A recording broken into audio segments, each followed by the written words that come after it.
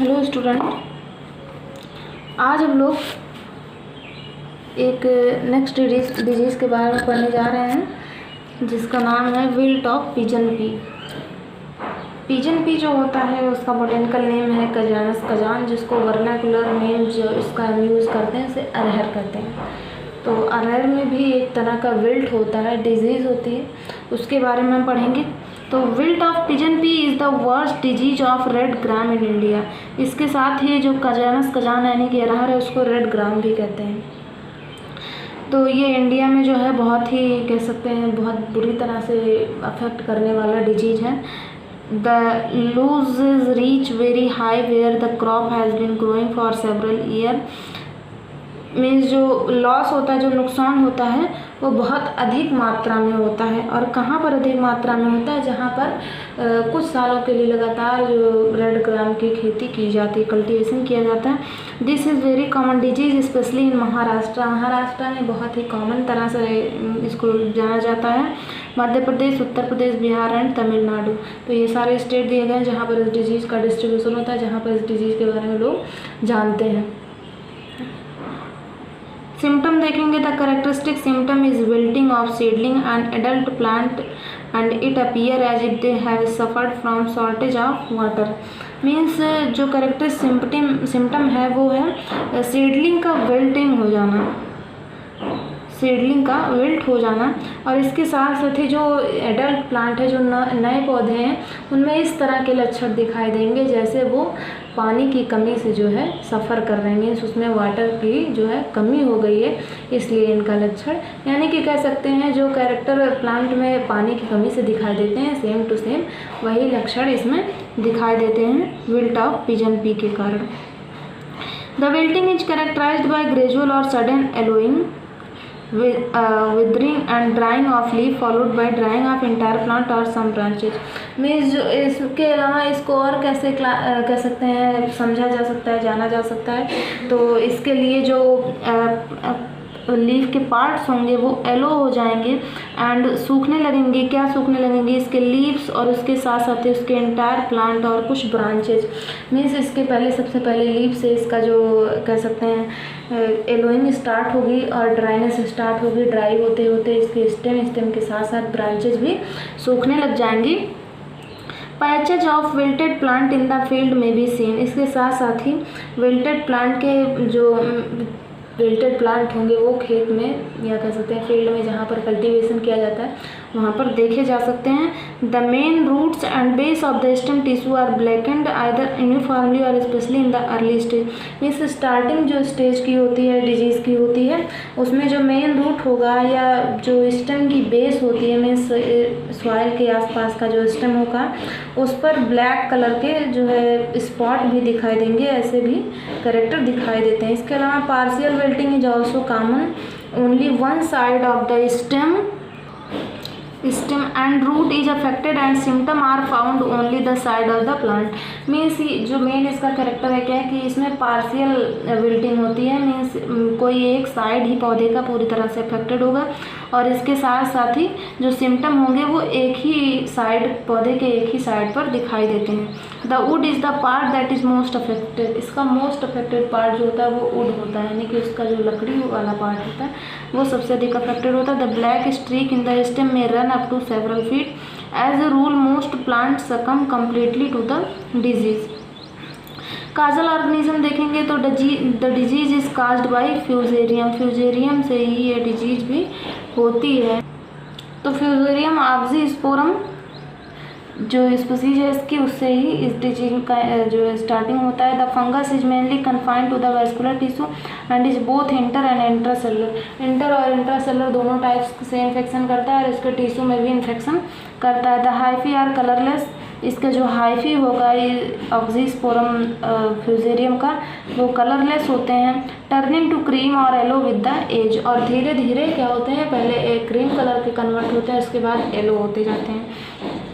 The hyphae grow along the vessels. These vessels appear plugged with hyphae। में से जो hyphae होंगे वो वेसल्स में जाइलम टिश्यू में पाए जाते हैं और इसके साथ साथ ही जब कह सकते हैं plugged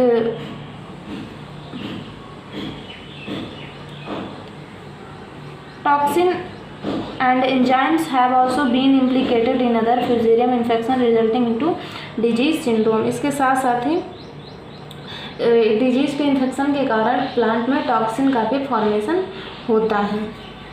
3 kind of spores are produce. इस डिजीज में 3 टाइप्स के स्पोर का फॉर्मेशन होता है। पहला माइक्रोकोनिडिया, दूसरा मैक्रोकोनिडिया और तीसरा क्लेमाइडोस्पोर। माइक्रोकोनिडिया देखेंगे तो स्मॉल साइज होते हैं, कर्व्ड होते हैं, मीन्स घूमी हुई संरचना होती है और 1 से 2 सेल इसमें होते हैं। मैक्रोकोनिडिया जो होंगे वो लॉन्ग होते हैं, कर्व्ड होते हैं, बट इसमें सेल का जो फॉर्मेशन होता है 3 to 5 सेल स्ट्रक्चर होता है। क्लेमाइडोस्पोर जो होंगे वो थिक वॉल्ड होंगे, round and also 1 to 2 cell structure. All the 3 types of spores are produced in the soil. ये तीनों टाइप के स्पोर जो होंगे वो सॉइल में ही प्रोड्यूस्ड होते हैं। The wilting of plant is caused by clogging of vessels mycelium spore gel gums and tyloses and crushing of vessel by proliferation of adjacent parenchyma cell. Means जो plant की wilt है वो किस किस वजह से होती है मोस्टली उसके बारे में बता रहा है।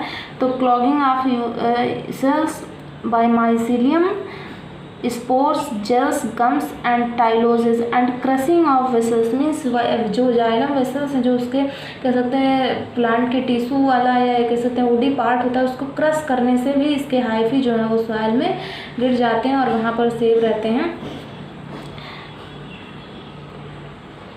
Infection occurs through the fine rootlets which are penetrated by the hyphae and rapidly blackened and shriveled.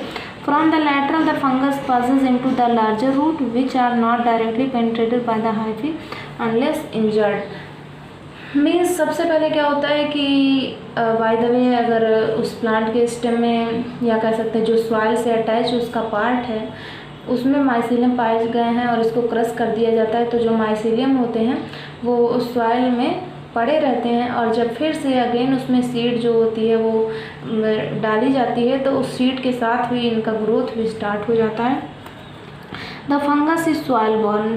जो फंगस है वो मोस्टली सॉइल बॉर्न होते हैं। The saprophytic survival of the pathogen in soil depend on the availability of dead host part in soil. जो pathogen इनका formation जो है वो डिपेंड करता है किस पे, डेड होस्ट पार्ट पे डिपेंड करता है कि मतलब कितने डेड होस्ट पार्ट इसमें पाए जाते हैं। The wilt is common in the area where this crop is grown again and again after year. Means वहाँ पर इसकी पॉसिबिलिटी पाए जाने की अधिक होती जहाँ पर ये लगातार इनकी कल्टीवेशन की जाती है।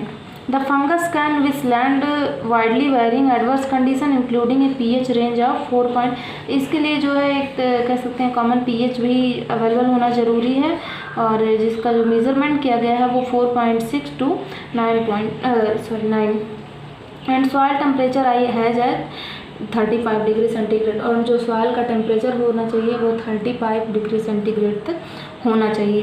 कंट्रोल देखेंगे तो सबसे पहला मेन कंट्रोल जो है वो है use of resistant varieties. Means resistance varieties का जो है यूज़ करना चाहिए हमें, जो ऐसी वेराइटीज़ हम ले आएँ कल्टीवेशन के लिए जो डिजीज़ रेसिस्टेंस हो। जैसे यहाँ पर कुछ नाम भी दिए गए हैं NP15 एंड NP38। तो NP15 NP38 जो है वो डिजीज़ रेसिस्टेंट वैरायटी है किसकी, कजानस कजान की। अगर इसको हम कल्टीवेशन करने के लिए यूज़ करते हैं तो मैक्सिमम चांसेस है कि डिजीज़ जो है वो नहीं फैलेगी। Crop rotation is very successful at it would check the build up of inoculum in soil. Means crop rotation जो है वो सब ये भी कह सकते हैं बहुत ही यूज़फुल है। क्रॉप रोटेशन मीन्स लगातार जो क्रॉप्स हैं उनको चेंज करते रहना। मीन्स अभी अगर एक सीज़न में हमने जो है उसमें रेड ग्राम कल्टीवेट किया है तो नेक्स्ट सीज़न में कोई और प्लांट, नेक्स्ट सीज़न में और कोई प्लांट, इसके बाद फिर से मीन्स कंटिन्यू अगर कजान की कल्टीवेशन आप करते हैं तो डिजीज़ पाई जाएगी, मैक्सिमम चांसेज है उसके होने का। बट अगर आप क्रॉप रोटेशन कर देते हैं मीन्स चेंज करते रहते हैं क्रॉप्स को उस फील्ड में तो इस डिजीज़ के होने के चांसेस कम हो जाते हैं। Field sanitation to supplement crop rotation deep ploughing during summer is very effective. Means summer season में, गर्मी के सीजन में डीप प्लोइंग मीन्स जो जुताई होती है वो बहुत ही अधिक गहराई तक की जाए तो इससे भी कह सकते हैं थोड़ा सा उससे बचा जा सकता है।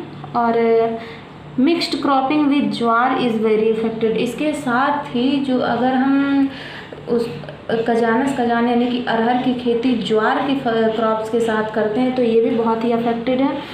Use of antagonist for possible biological control. इसके साथ ही एंटागोनिस्ट का यूज़ किया जाए बायोलॉजिकल कंट्रोल के लिए। एंटागोनिस्ट मीन्स ऐसे पौधे लगा देना जो उस पौधे के एंटागोनिस्ट मीन्स कुछ प्लांट ऐसे होते हैं जो एक दूसरे के एंटागोनिस्ट होते हैं। जैसे यहाँ पर ज्वार दे दिया है तो ज्वार भी एक तरह से एंटागोनिस्ट ही है, इसलिए इसको अगर वहाँ पर उगाया जाएगा तो डिजीज होने के चांसेस जो है वो कम होंगे।